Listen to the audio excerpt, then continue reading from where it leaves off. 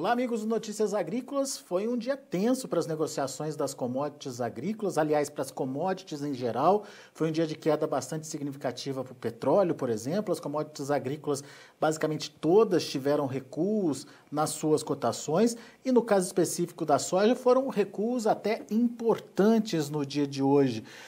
Quedas superiores aí a 20 pontos nos primeiros vencimentos, próximo disso aí nos vencimentos mais longos. O que a gente pode entender desse comportamento do mercado? Será que foi só um movimento pontual? Será que tem aí uma nova tendência de mercado para ser observada? Vamos perguntar para quem entende. Vamos direto para São Paulo, onde está o meu amigo Mário Mariano, diretor comercial da AgroSoja, da Novo Rumo Commodities. Seja bem-vindo, Mário Mariano, e nos ajude a entender essa queda forte hoje em Chicago, né, Mário, para a soja. Aliás, não só a soja, o milho também caiu bastante aí, de forma expressiva hoje em Chicago. O que deu no mercado hoje, Mário?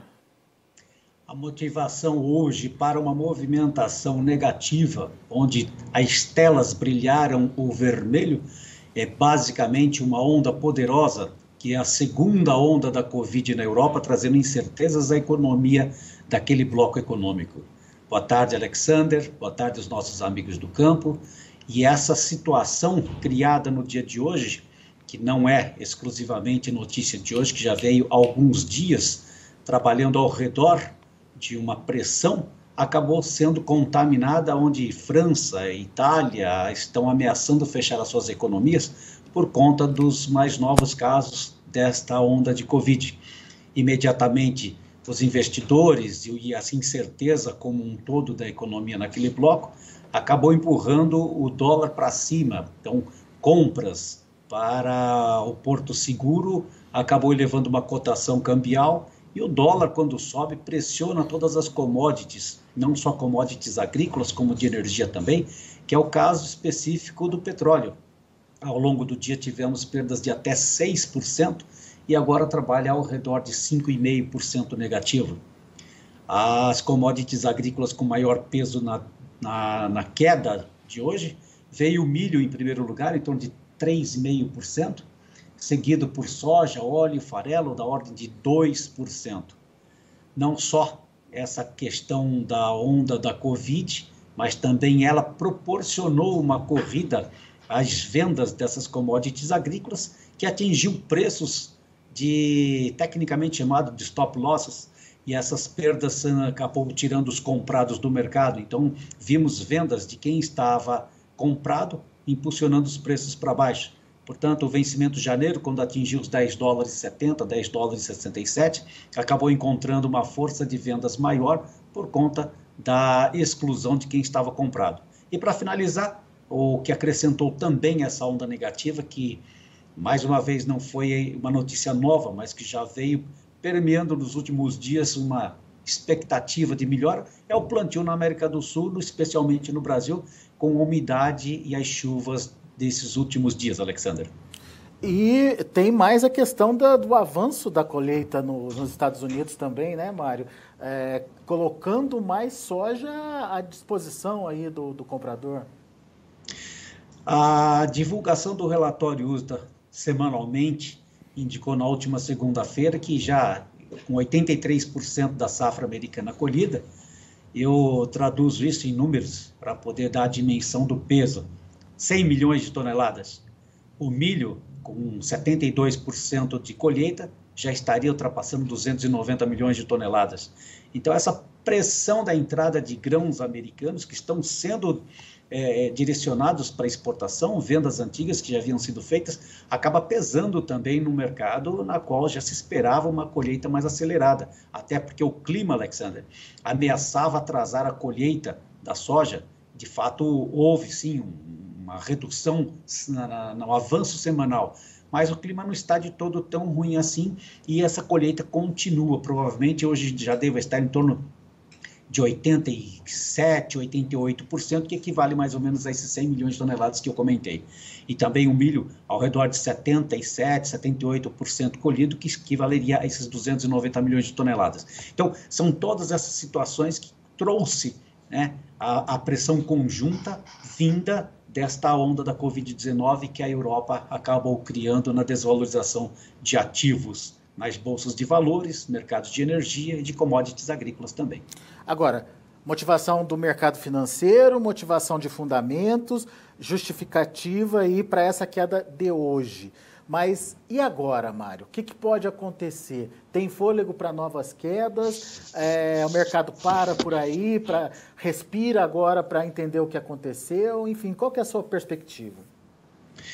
O mercado para a exportação de grãos americanos tem sido pautado por compras bem mornas por parte dos chineses e, portanto, isso também acaba sinalizando que essa calmaria teria uma demanda limitada e que acaba também especulando que se haverá ou não novas compras. Mas é importante dizer uma coisa interessante, Alexander. As exportações de soja americana, elas já ultrapassam 70% a mais do que no ano passado. Os embarques estão beirando 40% dos grãos. Então, um volume significativamente grande. As vendas de produtores também já está bastante elevada, o que acaba ocasionando numa incógnita. Se o volume dos 7 milhões, um pouco mais de 7 milhões de estoque que o relatório USDA divulgou no último mês, seria o suficiente com esses embarques e as compras feitas recentemente por chineses. O que se ouve no mercado americano é que provavelmente essas compras e embarques poderiam diminuir até para 5 milhões e meio de toneladas. Então, talvez... Os estoques já estão sendo utilizados, então, Mário?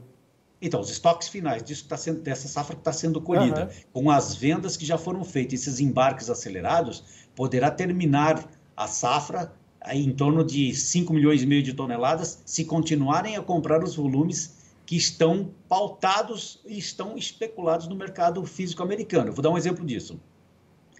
No que tange aos embarques e às exportações, com as vendas dos produtores, se o brasileiro não plantar em tempo ideal e chegar à safra no tempo ideal para que os chineses voltem a comprar e embarcar aqui da América do Sul, essa demanda só poderá voltar para os Estados Unidos. Então, vamos explicar melhor isso? Plantio brasileiro está atrasado. Os estados que plantam mais cedo, como Mato Grosso, Goiás, Mato Grosso do Sul, estão com um problema pontual climático. Não entrando a safra nos meses de fevereiro e março, muito embora a janela ajude a explicar que sim, haverá produto. Porém, como as vendas outrora já foram muito elevadas, será que teremos novas vendas mesmo desenvolvendo esse plantio e o clima adequadamente daqui para frente? Essa dúvida é que faz criar essa expectativa, especulando que se não tiver adequadamente o clima e a entrada da safra nesse período, os Estados Unidos continuarão com seus estoques disponíveis para chineses. E aí sim, poderemos ver os estoques de passagem americano bem menores por conta da ausência de vendas latino-americanas, Alexandre. Mas a China precisa comprar, Mário? Ela tem necessidade de se abastecer nesse momento? Sim, nós ouvimos no início dessa semana que algumas empresas chinesas comentam que ainda teria em torno de 5 milhões de toneladas para serem compradas até esse ano. Não me parece um volume muito grande, mas pelo que tem de disponibilidade no mercado brasileiro e americano, é grande sim. É o suficiente para fazer barulho ainda, o suficiente até o mês de dezembro. Agora, vão disputar com as indústrias, né? Agora, é difícil afirmar que 5 milhões de toneladas é um número muito grande, um número pequeno, um número razoável, diante dessa nova onda que a Covid está trazendo, né? Dúvida e incerteza sobre o desenvolvimento das economias. Isso pode atingir, inclusive, a economia chinesa, embora esteja empinada, como se diz no jargão financeiro, que a economia está crescendo e pode não ser assim tão afetada como o mercado europeu. De qualquer forma, pode ser usada esta carta como também uma intenção de reduzir as suas compras no curto prazo, até que os preços caiam mais na Bolsa de Chicago e entre a produção brasileira e argentina. E essa produção, se ocorrer dentro da janela ideal, eles voltam a comprar por aqui e esquecem momentaneamente os Estados Unidos, colocando em xeque a tendência de preços que bateu ali perto de 11 dólares recentemente. Então, encontramos nesse momento um jogo bem jogado de comércio exterior de pessoas bem experientes, Alexander. Mas para efetivamente adotar essa postura de retração e para aguardar a safra brasileira, a China precisa de alguma sinalização, pelo menos de que a safra está evoluindo bem aqui na América do Sul. Isso já é fato, já é concreto? A China pode respirar sossegada, Mário? Eu ainda não acredito que eles tenham uma carta de peso que coloque em xeque o comércio americano, até porque nós estamos vendo a Argentina e Brasil sofrendo aquilo que preocupa muito nos Estados Unidos, que são as cartas meteorológicas indicando um clima de lanina. Então, as incertezas sobre o sul do Brasil, e que atinge também muito os argentinos, pode reduzir essa produção. E como nós estamos vendo também no centro-oeste brasileiro uma redução de plantio, pelo menos dentro da normalidade do desenvolvimento da planta, ele pode não ser favorável à estratégia chinesa. Todavia, o que promoveu também, ou seja, uma pitada da promoção baixista na Bolsa de Chicago hoje, é o clima brasileiro. Nos próximos 6 a 11 dias, o clima permanecerá chuvoso. Talvez não o suficiente em regiões como, por exemplo, Centro-Oeste, a região norte, ou mais norte, vou citar um exemplo como Sinop, as chuvas estão sendo bem manchadas, o que significa dizer chuvas excessivas numa fazenda e pouca noutra, mesmo sendo vizinha. Isso não é um privilégio do norte do Mato Grosso. Também na região oeste tem acontecido muito isso. Chove 70 milímetros numa propriedade, o produtor planta rapidamente para aproveitar essa umidade e alguns vizinhos a 30, 40 quilômetros de distância continuam olhando e rezando com o terço nas mãos, esperando chuvas longas e volumosas para começar ou dar continuidade ao plantio. Então, veja, a nível de Centro-Oeste, a nível de Brasil, e até mesmo de Argentina, nós ainda estamos reféns do clima adverso que a Laninha está trazendo no curto prazo e que poderá trazer uma preocupação maior para uma estratégia de chineses para buscar o produto na América do Sul e na América do Norte, Alexander. Pois é, mesmo que as chuvas venham e, enfim, o plantio tenha o seu start e o seu prosseguimento, vem a questão desenvolvimento da safra com a atuação do Laninha, e isso é um complicador para uma China chegar no mercado trucando, né, Mário? Bom, então eu vou citar aqui novamente que o acordo comercial chinês-americano, que foi celebrado em janeiro deste ano, já atingiu um pouco mais de 72% ou 73%, algo parecido com 25 bilhões de dólares. Então, aparentemente, foi dado como acelerada as importações, foi acelerado o acordo. Então, me parece que existe uma folga aí para ser negociada. Agora, existe ainda assim um mercado mais forte, que são de carnes, né? Então, o mercado de boi vivo americano está muito forte, está competindo sim com outros produtos. Também o mercado de porco, o mercado suíno que está sendo vendido para os chineses continua muito firme, não só por lá, como aqui no Brasil também. Então ainda temos sim alguns cenários de demanda não só de carnes, como também de outros produtos que vão entrar nesse pacote da primeira fase sino-americano. Portanto, Alexander, agora o que resta saber é se o próximo dono da cadeira na Casa Branca, né, vai melhorar a condição política numa comercialização para a próxima temporada com os chineses, ou se vai permanecer a política atual. Isso estará presente nos próximos pregões na Bolsa de Chicago, com certeza. Então, não só o clima, não só o desempenho das exportações antigas e os embarques de produtos americanos, como também essa onda da Covid que está ameaçando os mercados e deixando todos eles vermelhos. Agora vem a política, onde este novo cenário vai acabar precificando a soja na Bolsa de Chicago e o complexo todo, inclusive mesmo faltando trigo, mesmo faltando um pouco de milho na Europa por conta do clima, né? pode ser que não tenha ainda o benefício por conta dessa politicagem que está por vir após a ocupação ou a permanência do presidente Trump na Casa Branca, Alexandre.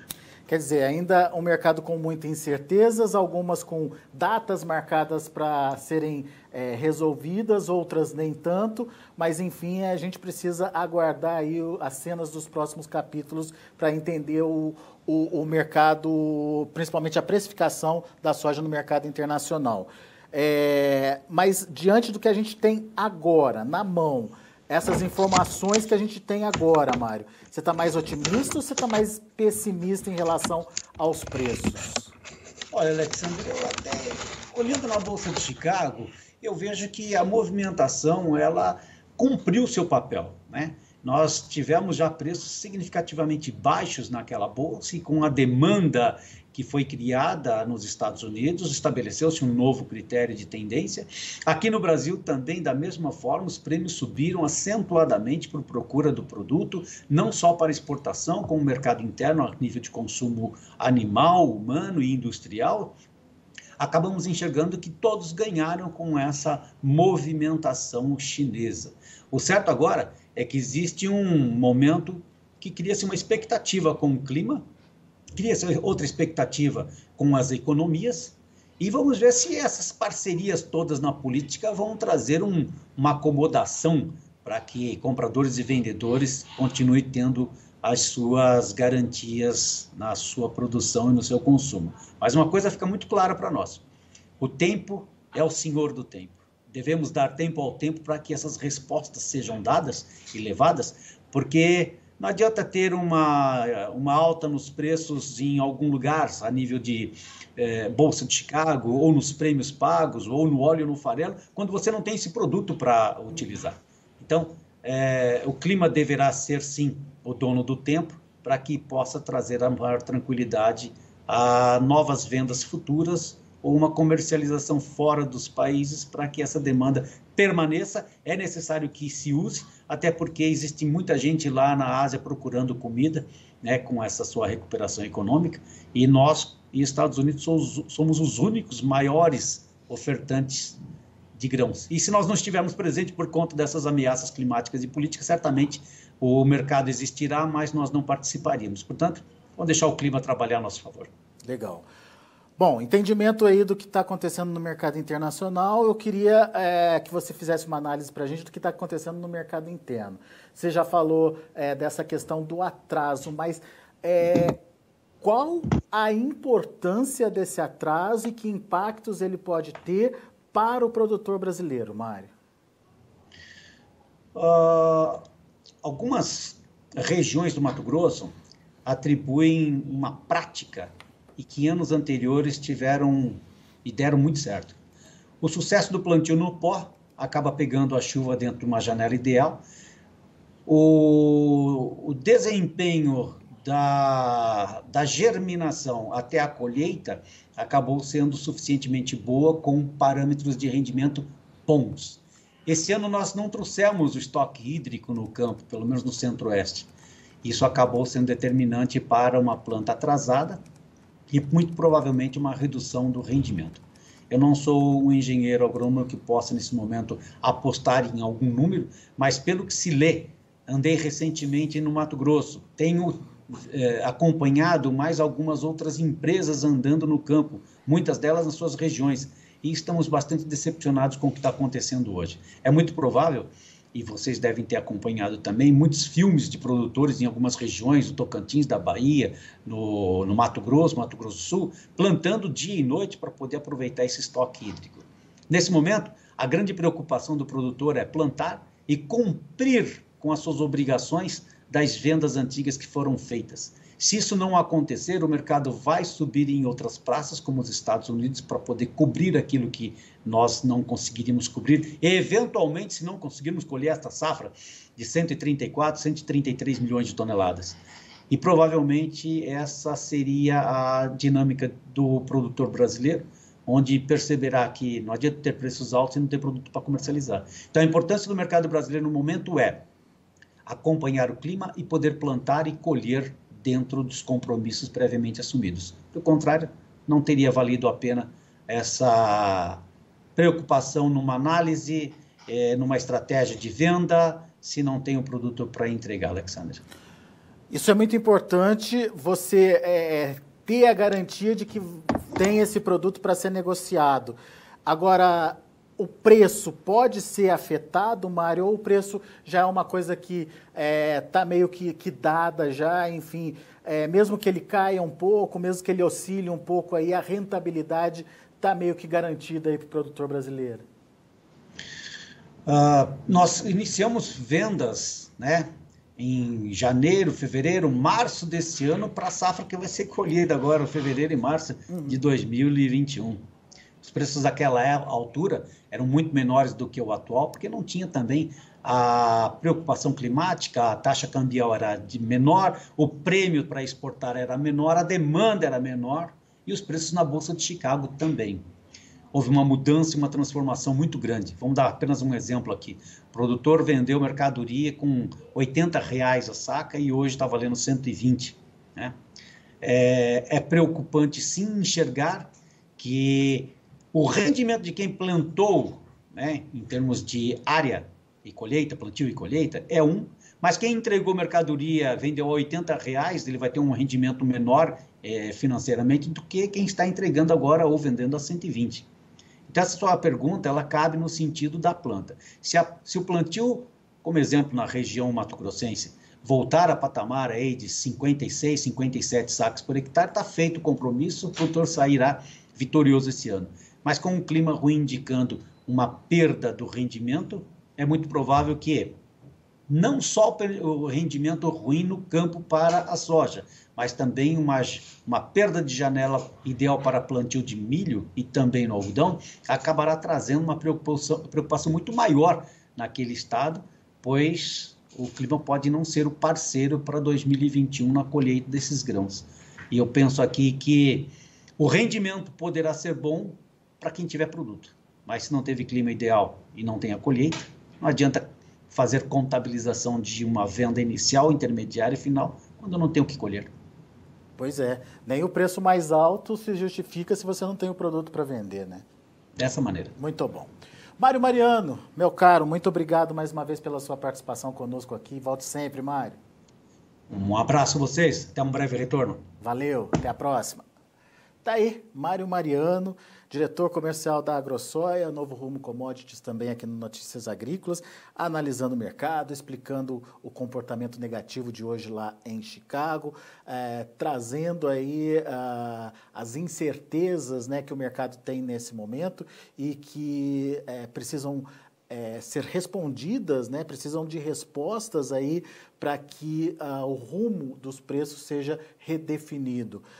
Nesse momento a gente tem, portanto, muita coisa para ser respondida e isso deixa o mercado bastante volátil e sem rumo, que é o mais importante.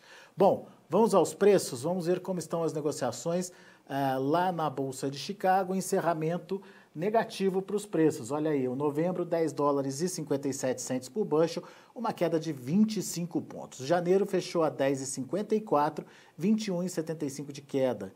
O maio, $10,36 por bushel, uma queda de 17,5 pontos. E o julho, $10,35 por bushel, 16,5 de baixa também. Um dia bastante ruim, portanto, para as negociações com a soja lá em Chicago. Para o milho também não foi diferente. Como o Mário disse, no caso do milho, a queda foi até maior, mais de 3% aí de baixa. Dezembro, $4,01 por bushel, uma queda de 14,5 pontos. Para março, $4,04 por bushel, 12,25 de baixa. O maio, $4,05 por bushel, 11,75 de queda. E o julho, $4,05 por bushel, 11,5 de queda também. Vamos aos números do trigo. O mercado também não foi diferente. Encerrou no vermelho. Dezembro, $6,08, queda de 7 pontos. Março, $6,07, queda de 8 pontos. Maio, $6,05, queda de 9 pontos. Julho, $5,97 por bushel, perdendo 8 pontos. São os números de hoje, já de fechamento do mercado. A gente fica por aqui. Agradeço muito a sua atenção, a sua participação e a sua audiência.